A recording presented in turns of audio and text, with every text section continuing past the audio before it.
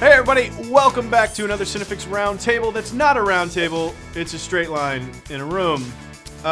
Couldn't get the table. Again, universe conspiring against us. But instead of a table, what we do have, one of the editors from Moviefone, our good friend Johnny Black, is joining us this week. And this week we're going to talk about what everybody on Moviefone is liking this week. Golden Globe nominations. Jumping right in. Surprises.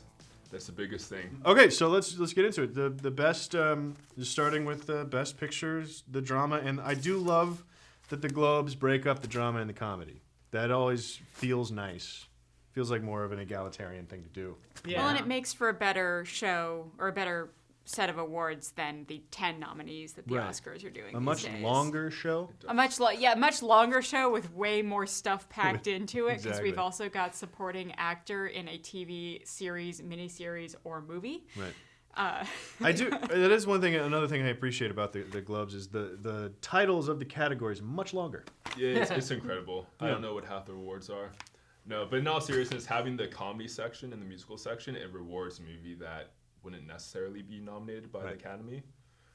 Like St. Vincent, not really going for Best Picture, but to have it be nominated for comedy just rewards the tip of the cap. Craft. You know, because it's not going to get nominations anywhere else. No, because it wasn't real good. And honestly, I didn't see it. I'm a little surprised. I'm a little surprised that it's in here at all. That is the downside of splitting the categories. Is in one of them, some years you really do have to scrape the barrel a little bit. Like, what do we got? Like Birdman, definitely worth a nomination. Haven't seen Into the Woods yet because it's not out. Even out. Most of these movies are also not out yet. Most of the TV, as you were saying, it's weird because from last March. A lot of the movies aren't out yet, and a lot of the TV. Like I thought we already gave True Detective all the awards. I know. Didn't we already do that? I was like, wait, that is. Yeah, but it's still but it's I guess all over True here. Detective aired in between last year's Emmys and this next year's Golden Globes or something. I have no idea how it works. Yeah, McConaughey and Harrelson are both nominated in the same category again, just like they were with the Emmys.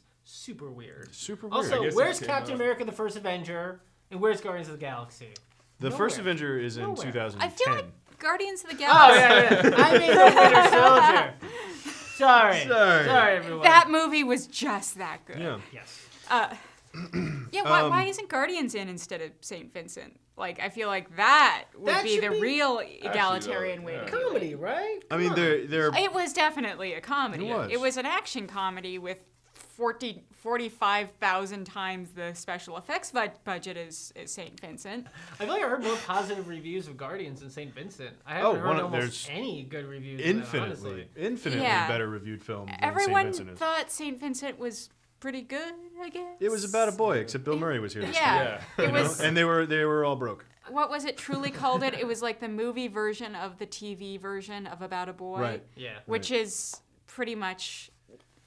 Well-worn territory. Is what that's called. I like the TV show okay too, but I don't think it's winning any Emmys. I think it's just to keep Bill Murray working. I think they just want to keep on encouraging him because he's so hard to get. Right? You just have a phone number and you have to find him on a mountain retreat and super difficult. You need a Sherpa to get Bill Murray in your movie. It's impossible. It's hard. It's hard to know what to think because a lot of these movies haven't come out yet.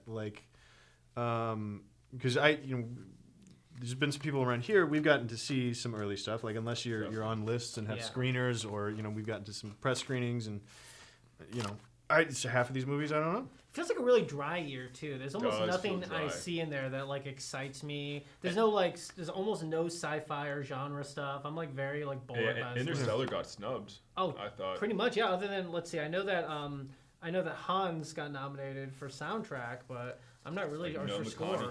No Christopher Nolan. Yeah, that's messed up. No best picture. Movie. That's messed up.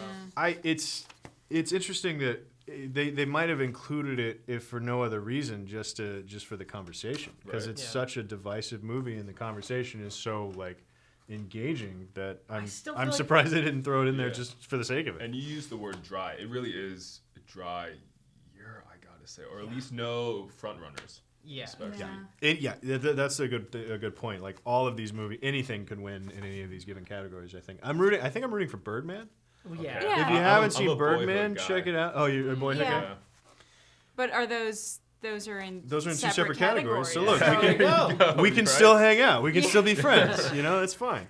But yeah, I was glad to see Birdman got a lot of Michael Keaton getting some love, and even Edward Norton in the Best Supporting category. I think that's going to be pretty good. That's amazing. They're both smaller films. Do you feel like really highly nominated? I feel like this list might have actually been influenced by the movies that bothered to send screeners to the 148 members, because there really are fewer than 200 members, as I recall, of the Hollywood Foreign Press Association. Maybe Guardians just was like, we don't need a Golden Globe. We're not going for awards. We don't need a Golden Globe. We're not going to send a screener out. I feel like almost all of the acting categories, however, were from movies that clearly sent screeners out, because I've seen none of those movies because none of them are out yet. Right. With the exception there's all of these. Yeah. They're doing the award season dance where it's, they're out in 7 theaters on Christmas Day, and then end of January they get released wide or something like that. So it's and the other thing is all these movies have been done for 6 months also. Well, like American Sniper was done a long time ago. But it's not in here anyway. I noticed. And Clint Eastwood won Best Director at the last award show, the National Critics or the New York Film Critics, one of the two. And meanwhile, then the other one, a most violent year. A Most Violent Year won a bunch of awards. Exactly. That they ran away with it, and it's just pretty empty other than Chastain. Yeah. She got nominated. Yeah. So it's interesting. Maybe the Golden Globes have this sense of responsibility to be sort of like, the different. They're like the contrary. They're the hipster awards show maybe now. They just want to be give us something different to watch. I feel like there's been years though where they've had interesting nominees, and this year I could care less. There's people I like. I like Benedict Cumberbatch. I hope he wins. But honestly, I could care less. Honestly. The Grand Budapest Hotel. I've sort of been down on Wes Anderson for the past couple movies that he's been in, because I think he went more style over substance. Definitely. And I thought Grand Budapest Hotel was a really good return to kind of marrying both of those. It's great. It had heart again for the first time since a couple of scenes in Life Aquatic that had heart, So I'm glad to see, especially Ray Fiennes. I laughed more at Ray Fiennes in that movie than I've laughed in a movie in a long time. Yeah, he reached a new level in Grand Budapest too, because there was so much more violence in that movie than he generally has, but they're still able to keep it so cute and whimsical. It's super weird. He definitely has evolved as a filmmaker, and he's already a great filmmaker, but I think that's my favorite of his movies, honestly. It's very high up there. Yeah. It jumps straight up the list. There's nothing else. Definitely at the last few years. Like Moonrise Kingdom, I liked, but like you said, style over substance, it felt very...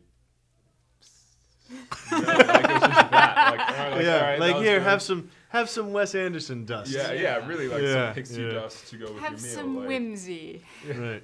But all the Wes Anderson fans out there are like, oh, I hate you guys. Yeah. Well, look, they've been interesting movies because he's one of the directors, and there's very few of them that you can look at one frame of the movie and say, oh, I know who directed that. Yeah. Style is important. It's very important, and he's very talented, and he's got a really interesting feel to all of his movies and everything. I just thought because his early movies with Rushmore and Tenenbaums and those movies were so sweet and so endearing and charming. And then that just kind of went away. I think you can see it go away for a minute in Life Aquatic, and then it comes back by the end, and then it's just gone completely until Grand Budapest Hotel. The movies that the one on the train, the Darjeeling Limited, there's just nothing there. It was the most soulless, dead behind the eyes movie. It was pretty. It was interesting to look at, but there was just nothing there. I wonder if it just has something to do with how much control he has over movies now. It might be. I think he's got a writing partner again, too. I think that was part of... He wrote some movies by himself for a little while, and then now he's writing with like his buddy from Paris, because that's the kind of guy he is. He's the kind of guy who's like, oh, I keep an apartment in Paris, which is great work if you can get it. Right? Who wouldn't? Also, the Grand Budapest Hotel was based on, either a book or an article. It was like previous content. Oh, was it? With someone else, based on a guy's... I can't remember if it was a book or an article. Yeah. So, there was... It wasn't something he created the idea for, which I think helps a lot of the time. Yeah. The rest of these nominations, there's just a few. For an award ceremony that has extra room to take chances and nominate interesting performances, I feel like there's just not a whole lot there. No, there really isn't. There might be some there because some of these movies that haven't come out yet might, blow us away or whatever. This is interesting, though. I want to ask you guys a question about Best Actor, because I mean, I think, the internet loves Benedict Cumberbatch, and I think that Eddie Redmayne played one of those roles that, like, everyone expects to get nominated. Mm-hmm. But a lot of people have been talking about Jake Gyllenhaal and Nightcrawler, like, a lot. Nightcrawler is a terrifying movie in a lot of ways, and it's Gyllenhaal that does it. Right. Like, I've never been a big Gyllenhaal fan, either of the Gyllenhaals, to be perfectly honest. But he's excellent. I think he's a dark horse for this and maybe even the Oscar, because honestly, a lot of people have been talking about it. Well, again, it's wide open. So. He did follow that win an Oscar trope of lose a bunch of weight if you're a dude. Well, yeah, he's a bunch of weight. Raised look too. Yeah, because on first appearance you're like, oh, did he lose? And then you're like, oh, awesome. No, he lost a lot of weight. He was borderline starving through the whole production. And the next movie, he's in a movie now where he's like an ultimate fighter or something, and he's just jacked. Yeah, he's boxer now. But there's that level of weight loss that men can do that's like you're not like super skinny, but you're just lighter than you should be.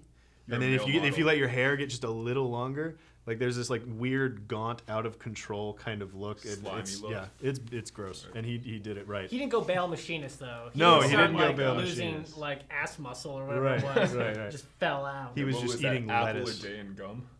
It was cigarettes? Apple and cigarettes. Yeah. He was eating and like coffee. a rabbit. And coffee. So crazy. Like a smoking rabbit. I heard an interview with the director of Nightcrawler, and Jake Gyllenhaal. He came up with the idea of I should lose a bunch of weight like 6 weeks before production started.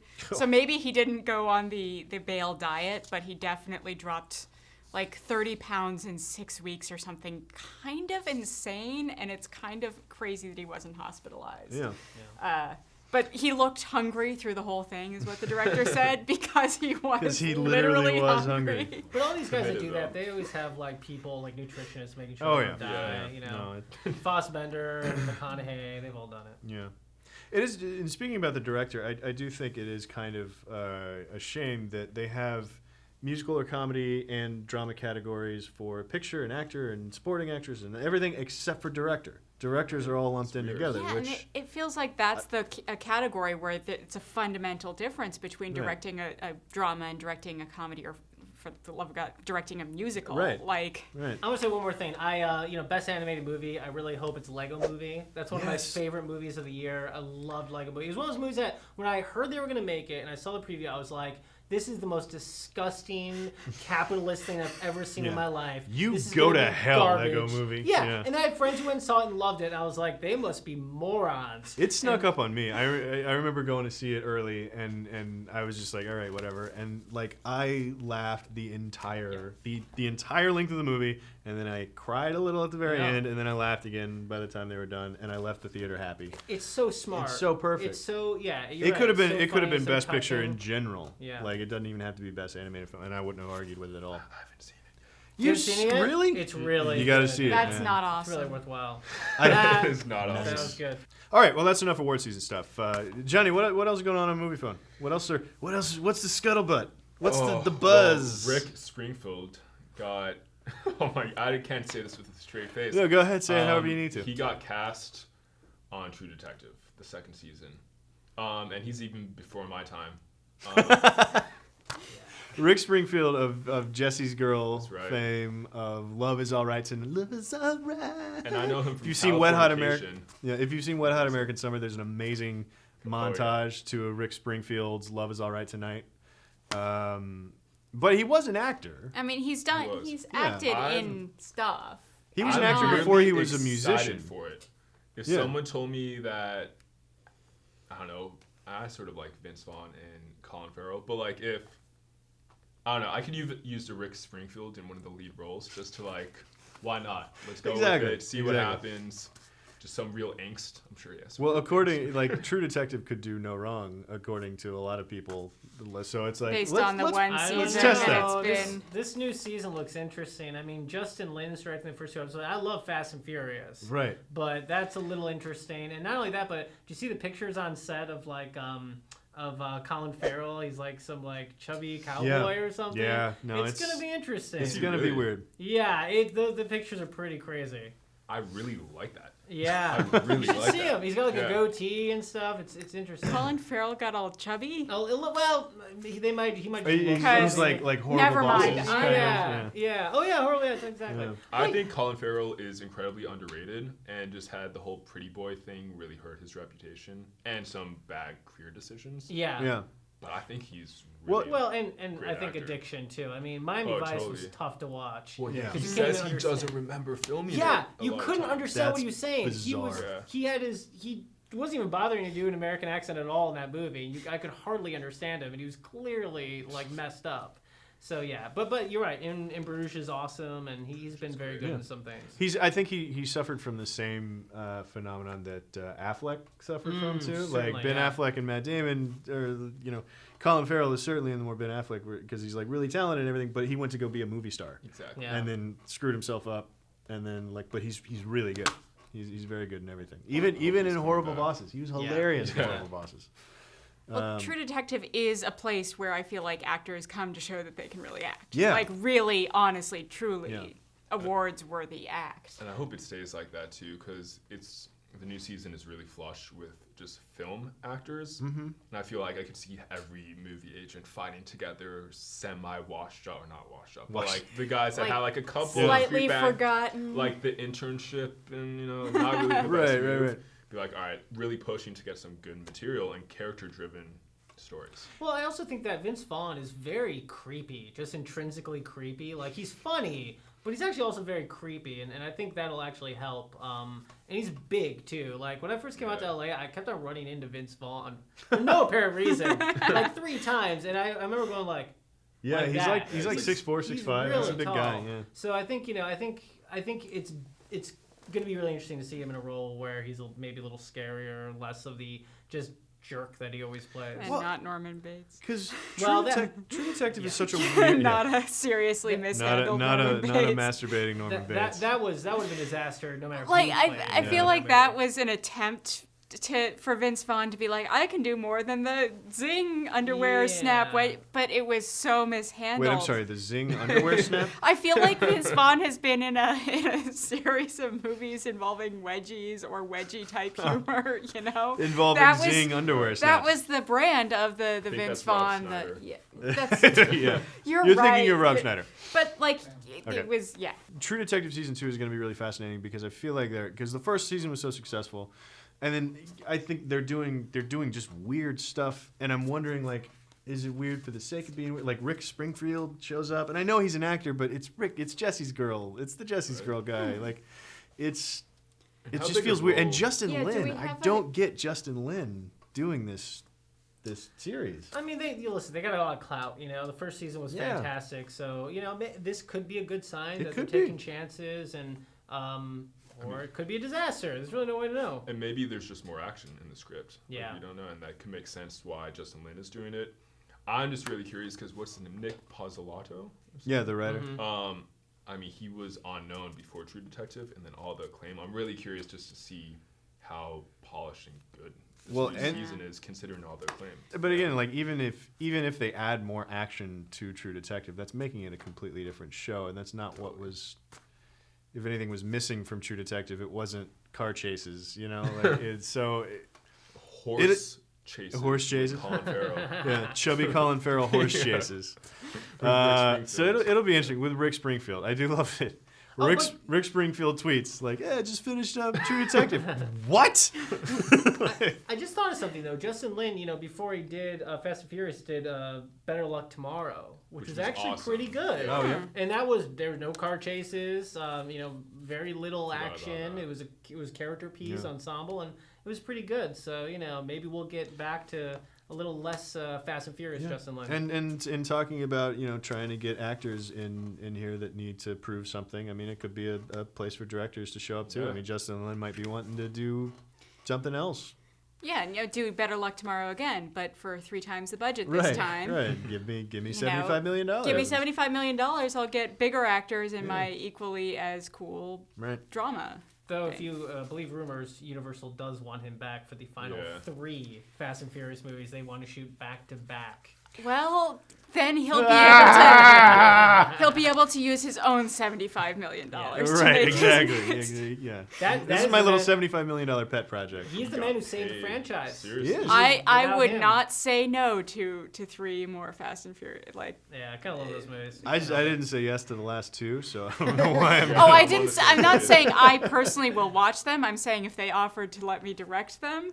And for some reason, I thought I could do that. I'd take the huge bucket. I still remember 6 in the D-Box. Have you guys ever been in the D-Box where they move your chair? Oh, no. Oh, it was so much fun. It was good. It was real good. Wait, Fast 5 was the one in Rio, right? Yes. I saw that one. That one was... I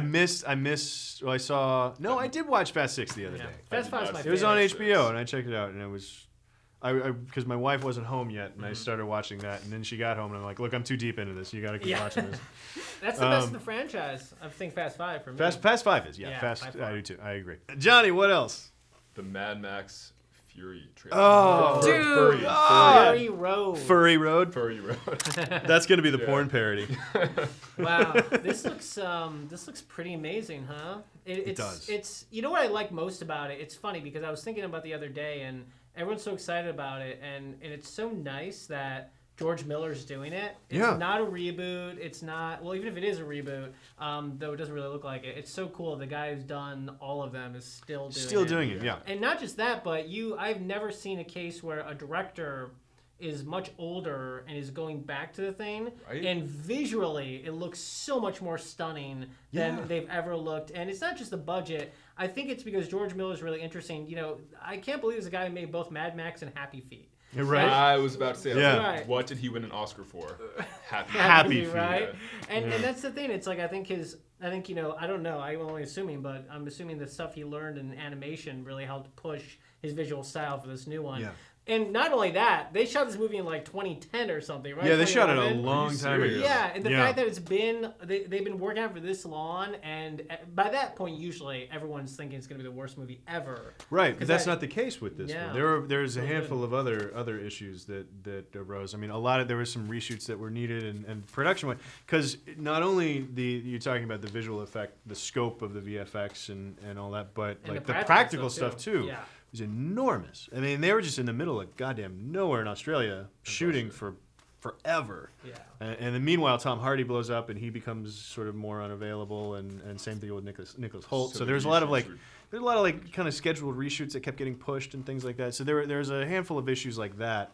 This is not like one of those movies that they came back in and it's like, we got to try to fix this and we'll just shelve it. And 2 years later, they're like, look, we got to take a loss on this. Not John Carter? It's no John Carter. Yeah, exactly. We need a write-off. So it's amazing though. It looks gorgeous. Every frame of that trailer is a painting. Yeah. Like it looks gorgeous and maddening. Right? Yeah. Not to say mad, but like it really looks insane and explosive. Right. And everything just pops. And the shot of like him on top of the little gimbal thing, like flying up over the thing while there's an explosion going on behind him. Like it's just that shot is just like. We got this first trailer, right? And it was a really cool trailer, very, sound infused, and we got to get a good idea of what the movie looks like. This new one, first off, I haven't seen a trailer like this in a very long time. It's very unique. But also, not to show off the visual sense, but it definitely shows off the wackiness and how frighteningly weird this world is. Yeah, you got the guy like kamikazing with like the explosive spears coming in. Like, and like you got Nick Hoult like in white makeup, and he looks like his lips have been sewn up, and he's like insane, and like everyone looks completely insane. I think there's the original Mad Max movies. There's an aesthetic to it, like it, the tire shoulder football pad kind of weird. Not quite going, because Beyond Thunderdome is just insane. Like Tina Turner in like a studded thong or whatever is just weird. But there's an aesthetic to the sort of post-apocalyptic look of Mad Max that I just never enjoyed. Like it always kind of rubbed me the wrong way, and so I never could really get into those movies. You know what it is? I watched I watched Road Warrior again about a year ago and I loved it as a kid. I thought it was really cool and weird. And something I didn't pick up as a kid is like. There is this like super creepy S&M sexuality about the bad guys. The main guy is like a giant bodybuilder with a hockey mask and a gimp on a leash. Right. All stuff I didn't understand when I was a kid. Yeah, no, I'd hope not. Yeah, exactly. You watch these movies movies, and I'm You sure and as I an had very adult, different childhoods. And you're like, I don't want to get caught by those bad guys because they're probably not gonna just kill me. Right. Some bad stuff's If gonna you're happen lucky, to you. they'll kill you. Yeah, exactly. Yeah. We're getting a Reaver Like territory serious here. dark undertones. No, there's some fetishistic stuff going on to it, but there's I never could really enjoy the movie. And I haven't watched it in years and everything, but that aesthetic is still there, and it's heightened in a lot of ways in this trailer. But I don't know if maybe I'm into some weird shit now that I don't know about, but Definitely. it looks amazing. Like, it looks great now. I kind of wonder where it takes place, though. I wonder. I'm thinking Furry Road. Yeah, exactly. I'm thinking it's before Thunderdome, and this is just me assuming. I have no idea. I'm thinking it's either between Road Warrior and Thunderdome, or it's between Mad Max and Road Warrior, because in Road Warrior, he had his messed up leg, right? Did he get that from Mad Max? I don't feel like he did. I don't remember. I feel like something happened in between Mad Max, so I'm kind of thinking it might set place before Road Warrior, but I have no idea. But I'm excited for it. Like, and especially coming on the heels of all the great trailers that came out 2 weeks ago. Because between Star Wars and Jurassic World and like you kind of touched on it a second ago, but it's a very different trailer than what we're used to.